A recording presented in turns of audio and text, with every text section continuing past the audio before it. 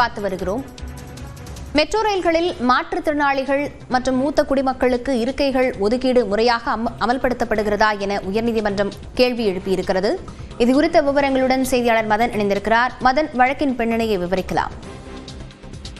சென்னையில் ஓடும் மெட்ரோ ரயில்களில் மூத்த குடிமக்கள் மற்றும் மாற்றுத்திறனாளிகளுக்கு குறிப்பிட்ட எண்ணிக்கையில் இருக்கைகள் ஒதுக்கீடு செய்ய வேண்டும் என்று VPR மேன் என்பதுதான் இந்த ஒரு பொதுநல வழக்கை தாக்கல் செய்தார். இந்த வழக்கு இன்று தலைமை நீதிபதி அமர் விசாரணைக்கு வந்தது. அப்போது மெட்ரோ ரயில் தரப்பை பார்க்கும்போது ஒவ்வொரு பெட்டியிலுமே மொத்தம் உள்ள 50 இருக்கைகளில் 14 இருக்கைகள் மூத்த குடிமக்களுக்கும் மாற்றுத்திறனாளிகளுக்கும் ஒதுக்கப்பட்டுள்ளது. அது அந்த இருக்கைகளும் எழுதி வைக்கப்படுவது தெரிவிக்கப்பட்டது. ஆனால் மனுதாரர் தரப்பை பார்க்கும்போது தனியாக இந்த இருக்கைகள் ஒதுக்கி இருந்தாலும் கூட அந்த இருக்கைகளில் அமர்ந்திருப்பவர்கள் யாரும் மூத்த குடிமக்கள் அல்லது மாற்றுத்திறனாளிகள் வந்தால் எழுந்து இடம் வழங்குவதில்லை என்றும், அதனால் பெண்களுக்கு என தனி பெட்டியில் ஒதுக்கப்பட்டதை போல மெட்ரோ ரயில்களில் மூத்த குடிமக்கள் மற்றும் மாற்றுத்திறனாளிகள் ஒதுக்க வேண்டும் என்று தெரிவித்தார்.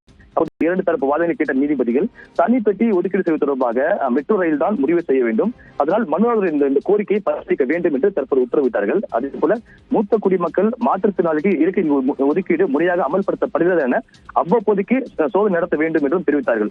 ஒருவேளை மூத்த குடிமக்கள் மற்றும் மாற்றுத்திறனாளிகளுக்கு ஒதுக்கப்பட்ட இருக்கையில் அமர்ந்திருப்பவர்கள் இவர்களுக்கு இந்த இடத்தை விட்டுத்தர மறுக்கும் பட்சத்தில் அவர்கள் மீது நடவடிக்கை எடுக்க வேண்டும் என்றும் தற்போது சென்னை உயர்நீதிமன்றம் இந்த உத்தரவு பிறப்பித்துள்ளது. விவரங்களுக்கு நன்றி மதன்.